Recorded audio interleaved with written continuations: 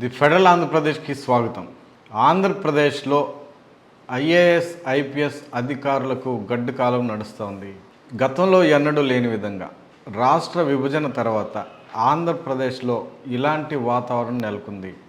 దీనిని అధికార ఏ పార్టీ అయితే అధికారంలో ఉంటుందో వాళ్ళు అధికారులని ఇలాంటి వాతావరణంలోకి నెడుతున్నారా, లేకపోతే అధికారులే వాళ్ళకి తొత్తులుగా మారి వాళ్ళ గొయ్యలు వాళ్ళే తవ్వుకుంటున్నారా అన్నది పెద్ద చర్చగా మారింది.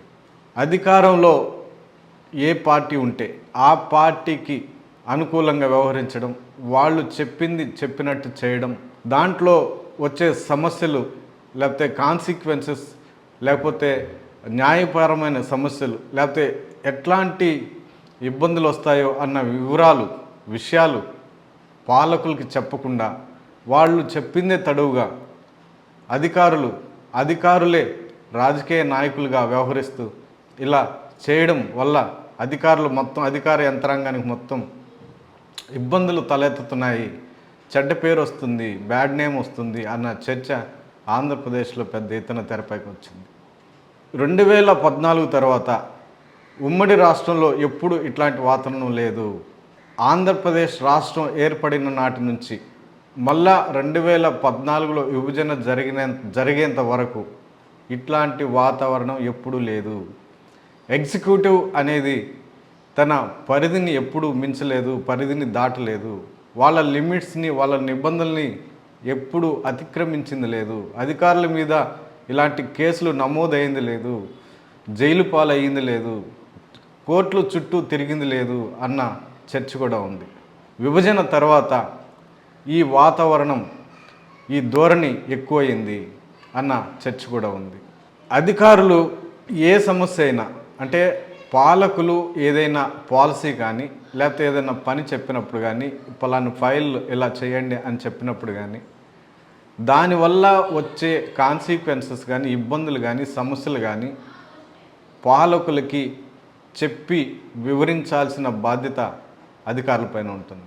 ఇలా చేస్తే బాగుంటుంది, ఇలా చేస్తే ఇలాంటి సమస్యలు వస్తాయి, దీనివల్ల న్యాయపరమైన సమస్యలు ఎదుర్కోవాల్సి వస్తుంది, ప్రభుత్వానికి చెడ్డ పేరు వస్తుంది, అధికారులు కూడా బదనాం అవుతారు, కేసులు నమోదయ్యే అవకాశం ఉంటుంది, కోర్టుల చుట్టూ తిరగాల్సిన అవకాశాలు ఉంటాయి, దీనివల్ల అధికారులకి బ్యాడ్ నేమ్ వస్తుంది, చెడ్డ పేరు వస్తుంది, ఇబ్బందులు తలెత్తే అవకాశాలు ఉన్నాయన్న విషయాలు క్లియర్గా పాలకులకి చెప్పాలి. గతంలో అలాగనే చెప్పేవాళ్ళు. చాలామంది మొహమాట పడో లేకపోతే పాలకులు చెప్తున్నారనో ఏదో ఒక విధంగా దాన్ని చేయడానికి ఎప్పుడు పూనుకోలేదు, ఆసక్తి చూపలేదు. ఏదైనా చెప్పినప్పుడు దాని గురించిన పూర్తి వివరణ ఇచ్చిన తర్వాత ముందడుగే వేసేవాళ్ళు, తర్వాత స్టెప్ తీసుకునేవాళ్ళు. కానీ విభజన తర్వాత ఈ వాతావరణం అధికారుల్లో చాలా వరకు కొరవడింది.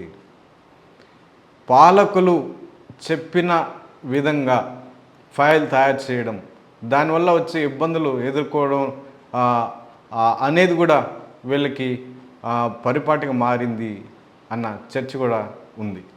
ఇదంతా ఎందుకు చెప్పాల్సి వస్తుందంటే 2024 తర్వాత ఆంధ్రప్రదేశ్లో వాతావరణం, అంటే అధికారుల్లో ఉన్నటువంటి వాతావరణం మొత్తం పూర్తిగా మారిపోయింది. పార్టీకి, అప్పటి వరకు ఉన్నటువంటి పార్టీకి అనుకూలంగా వ్యవహరించారు, తొత్తులుగా మారారు అన్న విమర్శలతోటే, అన్న ఆరోపణలతోటే అధికారుల మీద పెద్ద ఎత్తున కేసులు నమోదు చేయడం, వాళ్ళకి పోస్టులు ఇవ్వకుండా వెయిటింగ్లో పెట్టడం, ఇవన్నీ భారీగా పెరిగాయి. జగన్ ప్రభుత్వంలో సీఎస్గా వ్యవహరించినటువంటి జవహర్ రెడ్డి దగ్గర నుంచి ముఖ్య కార్యదర్శులుగా ఉన్నటువంటి గోపాలకృష్ణ ద్వివేది దగ్గర నుంచి రజత్ భార్గవ, ప్రవీణ్ ప్రకాష్, ధనంజయ రెడ్డి, ఇట్లా చాలామంది ఐఏఎస్ అధికారుల మీద ఆరోపణలు చేస్తూ వాళ్ళని ఇబ్బందులు పెట్టారన్న చర్చ కూడా ఉంది. అట్లాగే ఐపీఎస్ అధికారులు పిఎస్ఆర్ ఆంజనేయులు కానీ, పివి సునీల్ కుమార్ కానీ, ఎన్ సంజయ్ కానీ, సిద్ధార్థ కౌశల్ కానీ, కాంతిరాణ టాటా కానీ, విశాల్ గున్ని, జాషువా, ఇట్లా చాలామంది ఐపీఎస్ అధికారులు కూడా వాళ్ళపైన కేసులు పెట్టి పోస్టులు ఇవ్వకుండా ఇబ్బందులు పెట్టారన్న విమర్శలు కూడా ఉన్నాయి. వీళ్ళల్లో పిఎస్ఆర్ ఆంజనేయులు ఆల్రెడీ ఇదివరకే జైలుకు వెళ్ళారు. రీసెంట్గా ఎన్ సంజయ్ కూడా అదే బాటలో నడిపించారు. ఇక డిఎస్పీలు, ఎంఆర్ఓలు, ఆర్డీఓలు, సిఐలు, ఎస్ఐలు అయితే లెక్కలేదు. వందల్లో అట్లాంటి విమర్శలు, ఆరోపణలు, సమస్యలు ఎదుర్కొంటున్నారు. అంటే వీటి నుంచి బయటపడలేక ఒక ప్రవీణ్ ప్రకాష్ అయితే విఆర్ఎస్ తీసుకున్నారు. సిద్ధార్థ కౌశల్ కూడా రీసెంట్గా విఆర్ఎస్ తీసుకున్నారు. ఈ పరిస్థితి అంతా వీళ్ళే కొని తెచ్చుకుంటున్నారా అన్న చర్చ కూడా తెరపైకి వచ్చింది. అంటే ఎంతో కష్టపడి ప్రజలకు సేవ చేయాలి, ప్రజల్లో మమేకమవుతూ వాళ్ళ కష్ట సుఖాలు పంచుకుంటూ వాళ్ళకి చేరువవుతూ ప్రభుత్వం చేసేటువంటి కార్యక్రమాలని, అభివృద్ధి ఫలాలని అందిస్తూ వాళ్ళని అభివృద్ధి బాటలో నడిపించాలని ఎన్నో పొగటకలు కని ఇలాంటి గొప్ప ఉద్యోగాలకి వస్తారు. కానీ ఇక్కడికి వచ్చిన తర్వాత మరి ముఖ్యంగా 2014 నుంచి 2024 తర్వాత ఈ ధోరణి ఎక్కువైపోయింది. ఏ ఒక్కరు కూడా తమకు తాము స్వయంగా నిర్ణయాలు తీసుకొని ప్రజలకు, పేదలకు మంచి చేయాలనే ఆలోచనలు ఒకవేళ చేసిన అది సఫలీకృతం కావడం లేదన్న చర్చ కూడా ఉంది. ఎంతసేపటికి పాలకులు చెప్పింది, వాళ్ళు చెప్పింది చేయడమే తప్ప వీళ్ళ సూచనలు కానీ సలహాలు కానీ తీసుకోవడం లేదన్న విమర్శలు కూడా పెద్ద ఎత్తున ఉన్నాయి. వైసీపీ ప్రభుత్వం అప్పుడు ఇంటెలిజెన్స్ చీఫ్గా, అంటే అంతకుముందు ఉన్నటువంటి టీడీపీ గవర్నమెంట్లో ఇంటెలిజెన్స్ చీఫ్గా వ్యవహరించినటువంటి ఏబి వెంకటేశ్వరరావుని టార్గెట్ చేస్తే ఆయన మీద ఆరోపణలు చేస్తూ, వివిధ రకాల ఆరోపణలు చేస్తూ ఆయన మీద కేసులు పెట్టి చివరి వరకు ఆయనకి పోస్ట్ ఇవ్వకుండా చేశారన్న విమర్శలు, చర్చ కూడా ఉంది.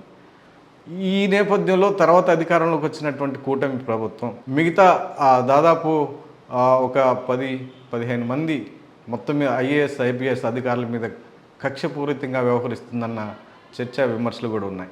ఈ నేపథ్యంలో రాబోయే తరాలు, అంటే రాబోయే అధికారులు కానీ ఆంధ్రప్రదేశ్లో ఉద్యోగం చేయాలనే భావించేటువంటి అధికారులకి వీళ్ళు ఏమని సందేశం ఇస్తున్నారు అన్న చర్చ కూడా ఉంది. ఈ కక్షపూరిత వాతావరణం టోటల్గా ఎగ్జిక్యూటివ్ విభాగానికి పెద్ద ప్రమాదంగా మారే అవకాశం కూడా ఉంది. దీనివల్ల అధికారులు తమకు తాము ఏదైనా పేదలకు మంచి చేయాలన్న ఆలోచనలు కూడా ముందు చేయడానికి చర్యలు తీసుకునేందుకు భయభ్రాంతులకు గురయ్యే ప్రమాదం కూడా ఉందన్న చర్చ కూడా తెరపైకి వస్తుంది.